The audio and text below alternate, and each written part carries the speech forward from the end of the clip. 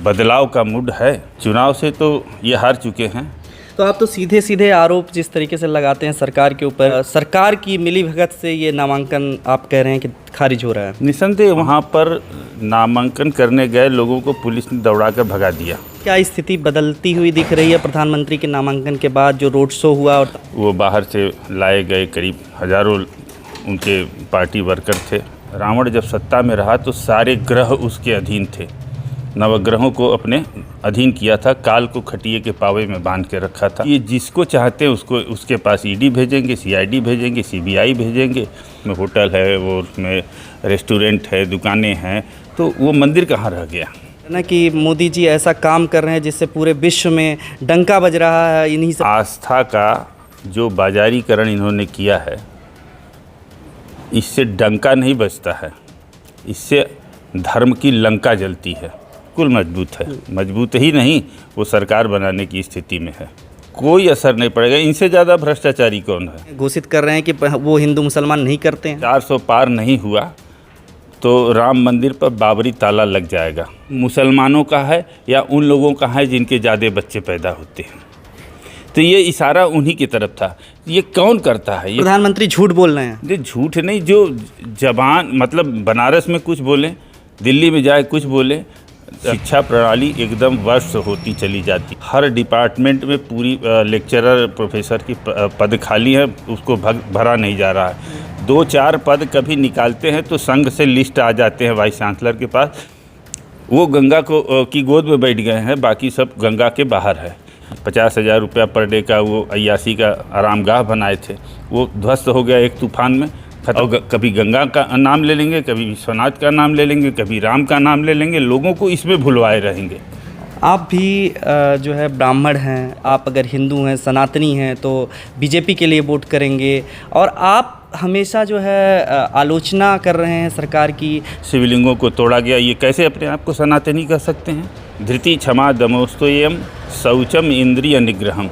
इसमें 10 में से एक भी अगर इन लोगों के अंदर हो तो मैं इनको धार्मिक मानता हूँ। हर जगह इनकी पूर्वांचल तो पूरा साफ नज़र आ रहा है। क्या कारण दिखते हैं जिसकी वजह से आप कह रहे हैं कि इस बार चुनाव फंस रहा है? 24 में अगर फिर से मोदी सरकार बनती है तो आप जिस तरीके से आलोचना कर रहे हैं, आलोचना कर पाएंगे? नमस्कार, आप देख रहे हैं फोरम 4। मैं हूं प्रभात और इस वक्त मैं बनारस में हूं। लोकसभा चुनाव अपने अंतिम चरणों में है। 7वें चरण में बनारस में लोकसभा चुनाव होगा, मतदान होगा और 4 जून को रिजल्ट आएंगे। लेकिन उससे पहले तमाम सवाल हैं, तमाम प्रधानमंत्री की तरफ से तमाम बातें कही जा रही हैं, उन सब चीज़ों के बारे में जानेंगे। हमारे साथ हैं जो काशी विश्वनाथ मंदिर के महंत हैं, राजेंद्र तिवारी जी। सर, क्या कहेंगे चुनाव को लेकर के? सबसे पहले जानना चाहेंगे कि क्या कुछ जो है इस बार का आपको लोकसभा चुनाव के बारे में लग रहा है? देखिए, इस बार का चुनाव पिछले 2 चुनाव से अलग होगा, ऐसा प्रतीत होता है। क्योंकि जितने भी धार्मिक इवेंट के माध्यम से चुनाव को प्रभावित करने का जो प्रयास किया गया, वो लगभग फेल्योर से हो गए। और अब स्थिति ये आ गई है कि समाज में नौजवान वर्ग, किसान वर्ग और जो समाज के प्रबुद्ध जन हैं, वो लोग इस चीज़ को समझने लगे हैं कि धार्मिक एजेंडे के आधार पर राजनीति का ध्रुवीकरण संभव नहीं है। आप काम करिए देश के लिए, समाज के लिए, नौजवान के लिए, शिक्षा के लिए, स्वास्थ्य के लिए। इस क्षेत्र में सरकार अपने आप को एकदम बौना साबित कर दी है। और धार्मिक क्षेत्र में जिस तरीके से वितांडव खड़ा करके धर्म क्षेत्र को पर्यटन क्षेत्र के रूप में तब्दील करके समाज को बदलने का प्रयास कर रही है कि समाज उनके तरीके से सोचे। लेकिन ऐसा नहीं है। समाज में सामाजिक कुछ ज़रूरतें हैं, उन ज़रूरतों को प्राप्त करने के लिए समाज सरकार से उम्मीद करता है और सरकार उस उम्मीद पर खरी नहीं उतरी पिछले 10 सालों में। लिहाजा समाज में एक बदलाव का मूड है। परिस्थितियां क्या होंगी? चुनाव से तो ये हार चुके हैं। आप कह रहे हैं कि चुनाव से हार चुके हैं और अभी फ़िलहाल हम बात कर लेते हैं नामांकन को लेकर के। जिस तरीके से बनारस में 41 में से 33 जो नामांकन हुए थे वो खारिज हो गए। किसी का प्रस्तावक को लेकर के दिक्कत आ रही है, धोखाधड़ी का आरोप लग रहा है। ये जो एक स्थिति बन रही है कि नामांकन दाखिल करने में दिक्कतें होती हैं, इसको लेकर क्या कहेंगे? ये केवल यहीं पे है, ऐसा क्यों? और जगहों पे, अन्य जगहों पे इस तरीके की स्थितियां नहीं हैं। उसका कारण यही है कि यहाँ जो लोग चुनाव लड़ना चाहते थे निर्दल के रूप में या अपनी क्षेत्रीय पार्टियों के रूप में यहाँ पर लड़ना चाहते थे, उन लोगों को बायकाट करके, क्योंकि अगर ज़्यादा संख्या हो जाती तो बैलेट पेपर से चुनाव कराना पड़ता और बैलेट पेपर पर इनको विश्वास नहीं है। इसलिए चुनाव में संख्या को कम करने के लिए ये सारी गतिविधियाँ रची गई। तो पिछले बार भी यही हुआ था, करीब 70 करीब वो हो गए थे, 60-70 बैठ के योगी जी ने सारे नामांकन खारिज करवा दिए, एक साथ नामांकन पत्र रद्द कर दिए गए, केवल 8-9 रह गए थे। तो जो ये अपना प्रतिद्वंदी भी यही तय करते हैं कि किससे हमको लड़ना है। तो आप तो सीधे सीधे आरोप जिस तरीके से लगाते हैं सरकार के ऊपर कि सरकार की मिलीभगत से ये नामांकन आप कह रहे हैं कि खारिज हो रहा है। निसंदेह वहाँ कचहरी में हमको जो पता लगा लोगों के सूत्रों से कि वहाँ पर नामांकन करने गए लोगों को पुलिस ने दौड़ा कर भगा दिया। कुछ लोगों को तो उठा के बैठा दिया कि डीएम साहब बुलाए हैं, और इस तरीके की हरकतें हो रही थी। तो इससे प्रतीत होता है कि लोकतंत्र में इनको विश्वास नहीं है। अपने तरीके के तंत्र को चलाने का ये प्रयास हमेशा कर रहे हैं और आज भी कर रहे हैं। और अगर इस वर्ष का चुनाव अगर इस तरीके से हो गया तो आने वाले 5 साल बाद चुनाव की स्थितियां ही बदल जाएंगी। चुनाव नहीं, फिर चयन होगा। लेकिन श्याम रंगीला का नामांकन पहले ले नहीं रहे थे, फिर जब नामांकन हो गया उसके बाद रद्द होना, शपथ की बात कही जा रही है। तो उस पर जो सत्ता पक्ष के लोग हैं या समर्थक हैं, भाजपा समर्थक हैं, वो कह रहे हैं कि ये ज़बरदस्ती की अफवाह फैलाई जा रही है, नियमों का पालन नहीं किया गया। इनका जो इनके विरोध में रहता है वो अफवाह ही रहता है, क्योंकि ये स्वयं में एक अफवाह है। अफवाहों पे ही ये पूरी अपनी सियासत की बुनियाद को खड़ा किए हैं। तो आज जो भी कार्य ये करते हैं या जिसको क्रिटिसाइज करना पड़ता है तो उसको ये अफवाह ही बनाकर सब प्रस्तुत करते हैं। नामांकन के बाद क्या स्थिति बदलती हुई दिख रही है? प्रधानमंत्री के नामांकन के बाद जो रोड शो हुआ और तमाम चीज़ें, क्या बदलाव आप देख रहे हैं इसके बाद से? कोई ख़ास बदलाव नहीं है। नामांकन और रोड शो जो प्रधानमंत्री का था वो बाहर से लाए गए करीब हज़ारों उनके पार्टी वर्कर थे और उनको लाकर रोड शो अच्छा दिखा देना ये वोट में तब्दील होगा ऐसा नहीं मानते हम।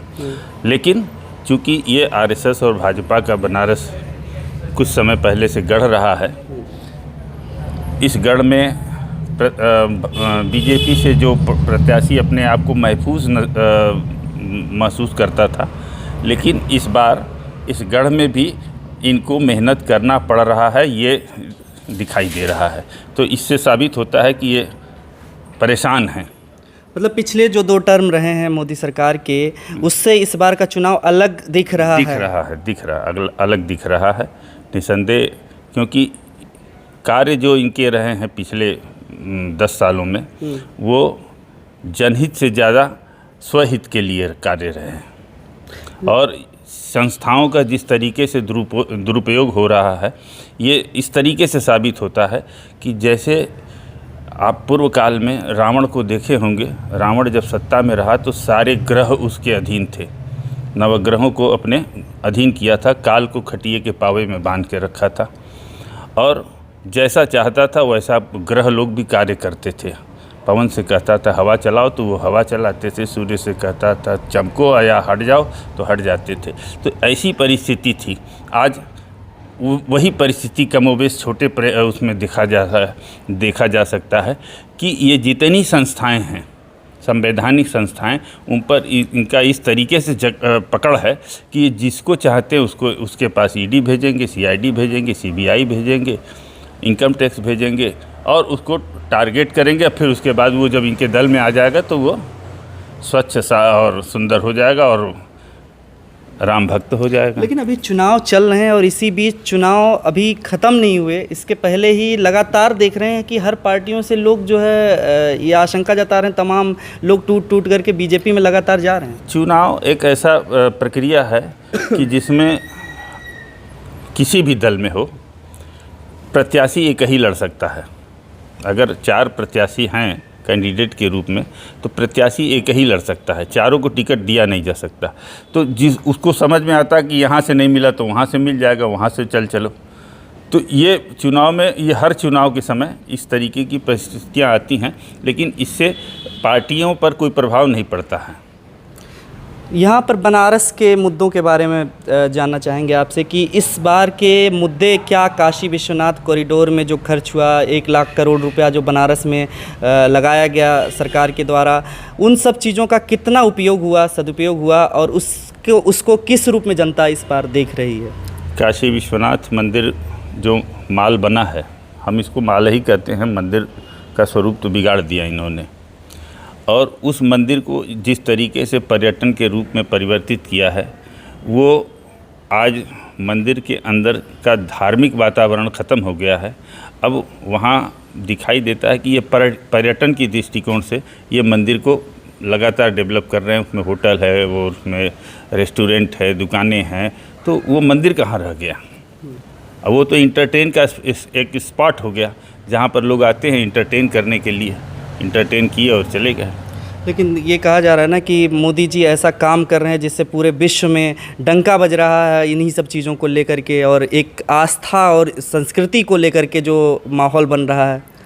आस्था का जो बाजारीकरण इन्होंने किया है, इससे डंका नहीं बजता है, इससे धर्म की लंका जलती है। ये जिस तरीके का आस्था का बाजारीकरण करके, और इन्हीं की मीडिया जो इनके सिस्टम के अधीन, जो जिसे तथाकथित गोदी मीडिया के नाम से प्रख्यात है हिंदुस्तान के अंदर, वो उसको बताती है कि ये डंका पीट रहे हैं पूरे दुनिया में। लेकिन डंका नहीं पीट रहे हैं, ये धर्म की लंका जला रहे हैं। लेकिन धर्म की लंका कोई नहीं जला सकता, जो जलाने का प्रयास करेगा उसका ही लंका दहन हो जाएगा। तो इस बार जो कहा जा रहा है कि अब की बार 400 पार, क्या लग रहा है कि भाजपा सरकार की वो कौन सी नीतियां हैं जिसके आधार पर ये दावा किया जा रहा है 400 पार? अब ये तो यही बता सकते हैं कि हमारी कौन सी ऐसी नीतियां हैं जिसके आधार पे ये 400 पार बता रहे हैं। यहाँ तो 200 पार की भी स्थिति नज़र नहीं आ रही है दूर दूर तक।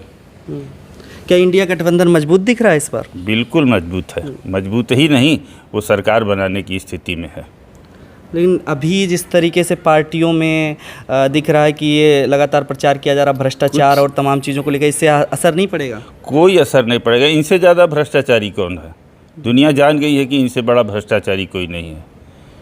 पूरे सिस्टम को हाईजैक करके, और भ्रष्टाचार अब तो ये हो गया है ना कि ये अपने आप को धार्मिक कहते हैं, और गौ हत्या कंपनियों से 250 करोड़ रुपया चंदा ले लिए। जो गौ हत्या का पैसा खा सकता है तो ये समझ लीजिए कि उससे बड़ा निकृष्ट व्यक्ति कोई नहीं हो सकता। और हिंदुस्तान में ये प्रचलित है कि माँ का हत्यारा मादरे वतन का रखवाला कभी नहीं हो सकता। लेकिन ये कहा जा रहा है कि गायों का तो निर्यात होता ही नहीं, बीफ एक्सपोर्ट होता है। अरे तो गो हत्या ये निर्धारित कर रहे हैं। वहाँ कोई मुर्गा भी लेके जा रहा है तो उसको मार के गिरा दे रहे हैं, कह देना कि फ्रीज में जाके खोज ले रहे हैं गोमांस। ये अपने तरीके से न चलते हैं ना। सबसे बड़ी चीज़ ये है।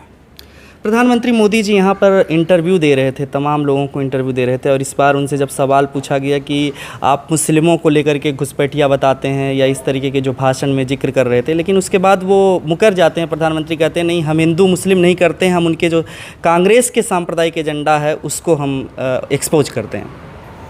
अच्छा, ये कितने अपने आप को भोले समझते हैं, झूठ कितना बोलते हैं, ये तो अब प्रमाणित हो चुका है।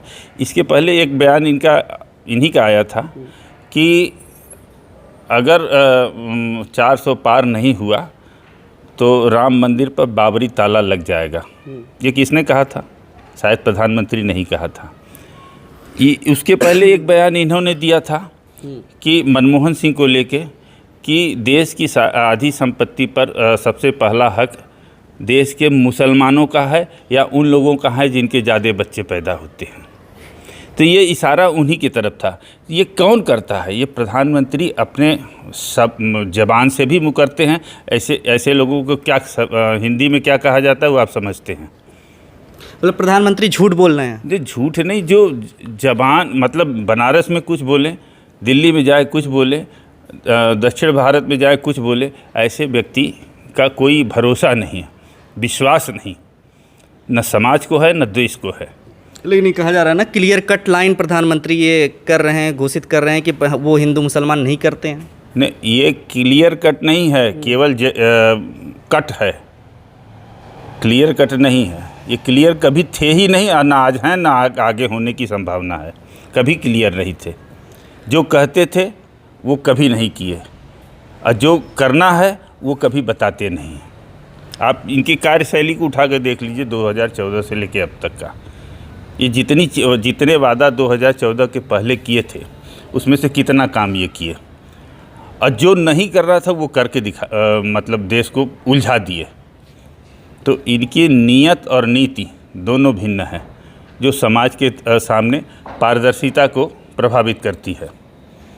इस बार जो इंडिया गठबंधन जिस तरीके से बना हुआ है उसमें तमाम जगहों पर अलायंस हुआ है पार्टियों से, छोटे छोटे पार्टियों से, लेकिन ये राज्यों के मुद्दे और केंद्र सरकार के मुद्दे जिस तरीके से वो कह रहे हैं 370 का मुद्दा हो या और मुद्दे, वो राम मंदिर हैं, तमाम मुद्दों पर, और मंदिर और के नाम पे मथुरा और काशी का भी जिक्र बार बार हो रहा है, योगी जी भी कर रहे हैं। तो इसका क्या कुछ फ़र्क देखने को मिलेगा? हम कह रहे हैं कि ये बार बार मथुरा, काशी और अयोध्या ये क्यों नाम लेते हैं? ये तो धर्मस्थल पहले से था, आज इनका वो है नहीं। वहाँ ये उसके धार्मिक स्वरूप को बिगाड़ करके पर्यटन का स्वरूप दे रहे हैं।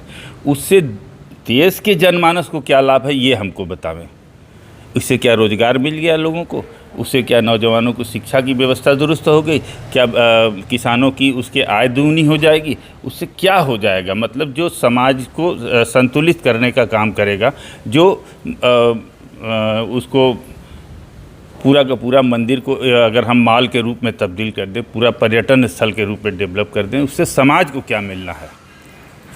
नई शिक्षा नीति और तमाम चीज़ों पर जो बातें होती हैं, आयुष्मान योजना, स्वास्थ्य के क्षेत्र में बात होती है, BHU आपके बगल में ही है, तो आप जानते होंगे बेहतर रूप से क्या कुछ शिक्षा प्रणाली में सुधार आया, स्वास्थ्य सुविधाओं में क्या सुधार आया? बस्ट हो गया है शिक्षा प्रणाली में सुधार, तो ख़त्म कर दीजिए। शिक्षा प्रणाली एकदम वर्ष होती चली जा रही। काशी हिंदू विश्वविद्यालय तो चूँकि हम वहीं से पढ़ के निकले हैं, इसलिए वहाँ की स्थितियाँ देख रहे हैं। वहाँ हर डिपार्टमेंट में पूरी लेक्चरर प्रोफेसर की पद खाली है, उसको भरा नहीं जा रहा है। 2-4 पद कभी निकालते हैं तो संघ से लिस्ट आ जाते हैं वाइस चांसलर के पास कि इंटरव्यू कॉल करिए, लेकिन इन्हीं 4 लोगों का एडमिशन मतलब उसमें नियुक्ति करिएगा, बाकी लोग को बाहर का रास्ता दिखा दीजिए। तो जहाँ इस तरीके की स्थितियाँ हो वहाँ शिक्षा व्यवस्था कितना दुरुस्त होगी ये आप समझ सकते हैं। कोई पारदर्शिता नहीं है यहाँ पर शिक्षा नीति के अंतर्गत। यहाँ का बजट घटा दिया गया BHU का। आप कैसे समझते हैं कि वो रोज़ इस तरीके से प्रॉब्लम क्रिएट कर रहे हैं कि आने वाले समय में विश्वविद्यालय की शिक्षा प्रणाली एकदम ध्वस्त हो जाए, ताकि इसको भी हम किसी प्राइवेट कंपनी को हैंड ओवर कर दें, चाहे मुकेश अंबानी चलावें चाहे अडानी चलावें। तो उस स्थिति में शिक्षा का स्तर ये हो जाएगा कि व्यक्ति को लड़के को BA की परीक्षा 3 साल का कोर्स करने के लिए 20 लाख, 25 लाख, 50 लाख रुपया देना पड़ेगा ग्रेजुएशन करने के लिए। तो वो सक्षम नहीं होगा, समाज अनपढ़ होगा, तो इनकी दाल गलेगी, सबको मंदिर में घुमाते रहेंगे, घंटा बजवाते रहेंगे। क्या प्रधानमंत्री जो ये कहते हैं कि पिछली बार आए थे जब बनारस आते हैं तो गंगा मैया ने बुलाया है, ऐसा कह रहे थे, और इस बार कह रहे हैं गंगा मैया ने मुझे गोद ले लिया है और मुझे इस रूप में अवतरित होना पड़ा है कि मैं कुछ कर पाऊँ। इस तरीके की बातें जो कही जाती हैं उसके रूप अच्छा, मतलब किस तरीके की बात करते हैं प्रधानमंत्री का कि गंगा मैया के प्रति भी इस तरीके की दुर्भावना, जो भगवान को भी छल सकता है, उनसे भी झूठ बोल सकता है, ऐसे लोगों को हम समाज का नेतृत्व दे दिए हैं, जो ईश्वर को भी अपना इवेंट का एक जरिया बना लिया है। वो गंगा की गोद में बैठ गए हैं, बाकी सब गंगा के बाहर है। जो बचपन से पला बड़ा सब कुछ हुआ, गंगा की गोद में ही पला बड़ा है, उसके समृद्धि का कोई ख्याल नहीं है। ये बाहर से आके गंगा की गोद में बैठ गया, गंगा को दो फांक कर दिए रहे। एक नई धारा उधर उस पार से निकाल दिए थे जो ख़त्म हो गई, उसमें करोड़ों रुपया भोजन हो गया। उस पार में नई काशी बनाए थे, नया टेंट हाउस बनाए थे, 50,000 रुपया पर डे का वो अय्यासी का आरामगाह बनाए थे, वो ध्वस्त हो गया एक तूफान में, ख़त्म हो गया। पैसा, देश का पैसा इस तरीके से लुटाना, इस तरीके से बर्बाद करना, ये इनकी आदत सी बन गई है। और कभी गंगा का नाम ले लेंगे, कभी विश्वनाथ का नाम ले लेंगे, कभी राम का नाम ले लेंगे, लोगों को इसमें भुलवाए रहेंगे ताकि हमारी ओर कोई नज़र न डाले कि हम क्या कर रहे हैं।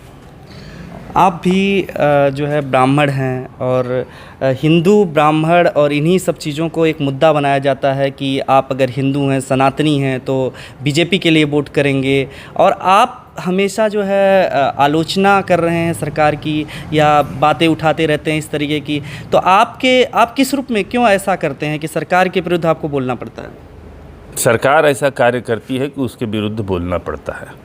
मैं ऐसा कार्य नहीं करता हूँ कि जिसके कारण सरकार का विरोध करना पड़े। सरकार ऐसा कार्य करती है। काशी विश्वनाथ कॉरिडोर का निर्माण में कम से कम सैकड़ों शिवलिंगों को तोड़ा गया। ये कैसे अपने आप को सनातनी कर सकते हैं? ये सनातन का व्यापार कर रहे हैं। न ये सनातनी हैं और न ये धर्म के पालन करने वाले हैं। धर्म का जो 10 प्रमाण है जिससे धर्म परिलक्षित होता है कि ये व्यक्ति धार्मिक है, उसमें धृति, क्षमा, दमोस्तोयम, शौचम, इंद्रिय निग्रहम, धीर विद्या, सत्यम, अक्रोधो, दशक धर्म लक्षणम। ये धर्म के 10 लक्षण हैं। इसमें 10 में से एक भी अगर इन लोगों के अंदर हो तो मैं इनको धार्मिक मानता हूँ, नहीं तो ये धार्मिक नहीं हैं, धर्म के व्यापारी हैं। और धर्म के व्यापारियों से देश को बचाने की ज़रूरत है। धर्म आज असुरक्षित इसलिए है कि धर्म के व्यापारियों के हाथ में चला गया है। धर्म धर्माधिकारियों के हाथ में रहे तो निश्चित रूप से देश में समृद्धि और शांति का प्रवाह होगा। क्या कहेंगे कि जो बनारस का चुनाव है, बनारस में मोदी जी की क्या स्थिति बन रही है? अजय राय और तमाम और 5-7 जो उम्मीदवार बचे हैं उनको लेकर के क्या बन रहा है? यहाँ का रुख क्या माहौल दिख रहा है? देखिए, इस बार हर बार के चुनाव से अलग तो होगा ही। मोदी जी परेशान तो होंगे ही। चुनाव परिणाम चाहे जो भी हो, लेकिन मोदी जी परेशान तो हो गए हैं कि बनारस में इनको अब कई बार आना पड़ेगा। और निश्चित रूप से इस बार इनको बनारस का चुनाव प्रभावित कर रहा है। नहीं तो अब तक वो आसानी से जीत जाते रहे, जानते रहे कि हम यहाँ से लड़ेंगे, जीत जाएंगे। परिणाम चाहे जो भी हो, लेकिन परेशान ये हो गए हैं। दिल्ली में और यूपी में तमाम जगहों पर क्या स्थिति बन रही है, जो चुनाव हुए हैं और दिल्ली में जो चुनाव होने वाले हैं? बहुत पूरे देश के पैमाने पर हम बहुत ज़्यादा नहीं बता सकते, क्योंकि हम मीडिया के कॉन्सेप्ट से ही आकलन लगाते हैं, हम भी एक सामान्य तरीके से।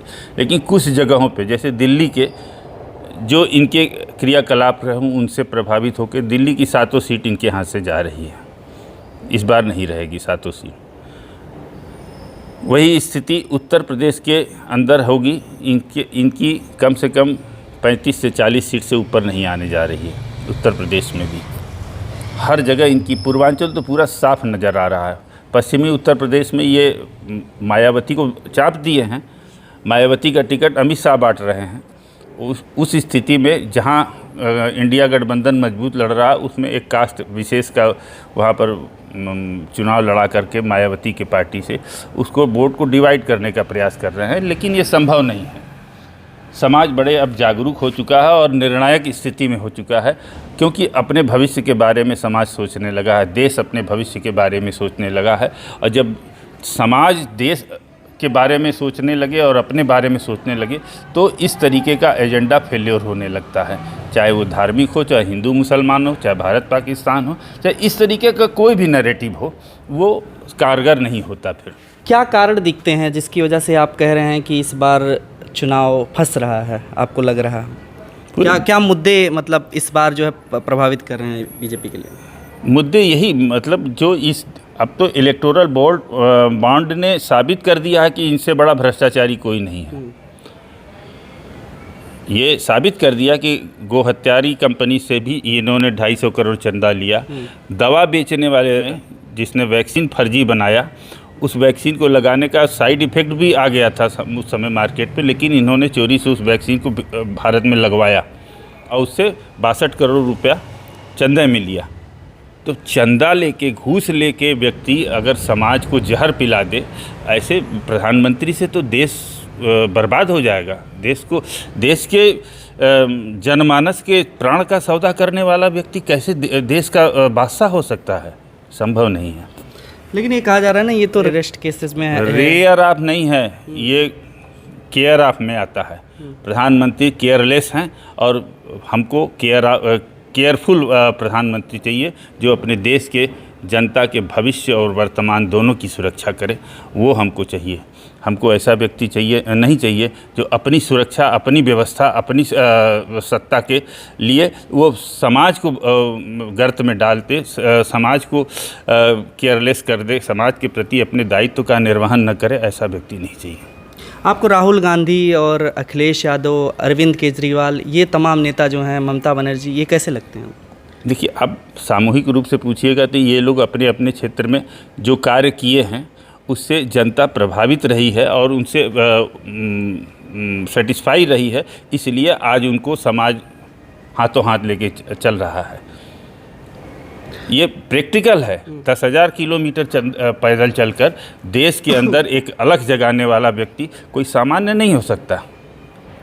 ये अलग, मतलब आदि शंकराचार्य ने जब देश के अंदर धर्म का मतलब वो हो रहा था, उपहास हो रहा था, सनातन धर्म समाप्त होने की कगार पे पहुंच गया था, उस समय आदि शंकराचार्य ने पूरे भारत का पदयात्रा करके धर्म की स्थापना का एक बीड़ा उठाया था और स्थापित किया और एक चार पीठ के रूप में चार शंकराचार्य का गठन किया। उसी तरह से मतलब उनके बाद अगर कोई एक व्यक्ति इतना लंबा चलता है और केवल भारत के जनमानस की समृद्धि के लिए, भारत के विकास के लिए, भारत की समृद्धि के, भारत की शांति के लिए, भारत में भाईचारा के लिए, भारत में प्रेम की व्यवस्था को सुनिश्चित करने के लिए, तो निस्संदेह वो व्यक्ति सामान्य नहीं है। वो कोई ऐसी दैविक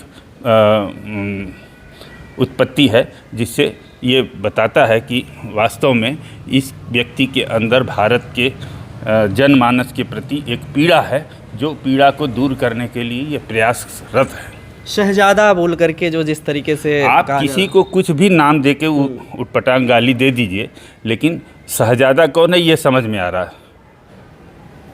जिसके 1.5 लाख के 5 लाख के चश्मे और 800 करोड़ की गाड़ी और 8,000 करोड़ के प्लेन, शहजादा और राजा वो हैं, न कि वो टी-शर्ट और पैंट पर पूरा हिंदुस्तान को नाप देना। उनके घर और गाड़ी को लेकर के कहा जा रहा है उनके पास कुछ नहीं है चुनाव पे जो उन्होंने दिया है उस एफिडेविट। किसने? मोदी जी के। अब ये तो अब कौन चेक करेगा, कौन पूछेगा उनसे? चुनाव आयोग जो उनके पॉकेट में रहता है उनसे पूछ के किसी के ऊपर चार्ज लगाता है, तो अब कौन करेगा? तो कातिल ही लुटेरा है, कातिल ही सिपाही है। फरियाद कौन करेगा, किससे करेगा? क्या कहना चाहेंगे? अब अंतिम रूप से आपसे जानना चाहेंगे कि समाज के लिए क्या मैसेज देना चाहेंगे, और आप क्या आने वाले समय में 2024 में अगर फिर से मोदी सरकार बनती है तो आप जिस तरीके से आलोचना कर रहे हैं आलोचना कर पाएंगे या फिर भाषा बदल जाएगी? मैं तब भी करता था और आज भी करता हूँ। मैं 14 में भी करता था, आज भी करता हूँ।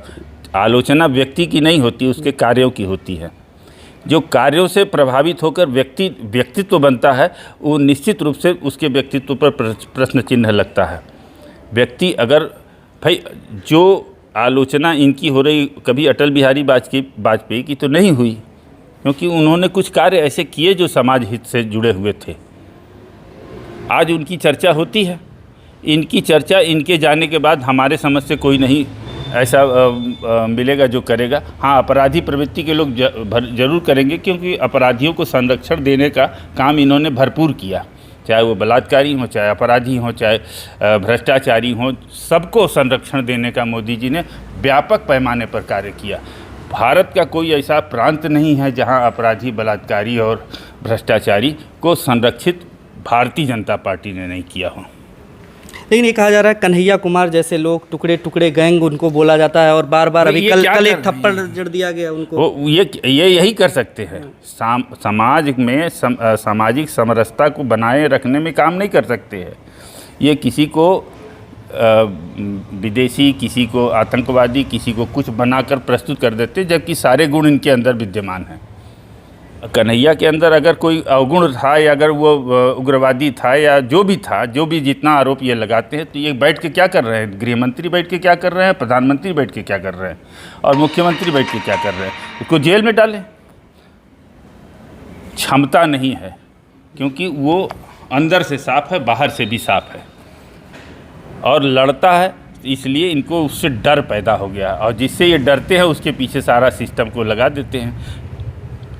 ठीक है, बहुत बहुत धन्यवाद। हमसे आपने बहुत ही मुखरता से अपनी बात रखी बेबाकी से, बहुत बहुत शुक्रिया। धन्यवाद। खबरों में बने रहने के लिए फोरम 4 को सब्सक्राइब करें और नोटिफिकेशन पाने के लिए बेल आइकन दबाएं।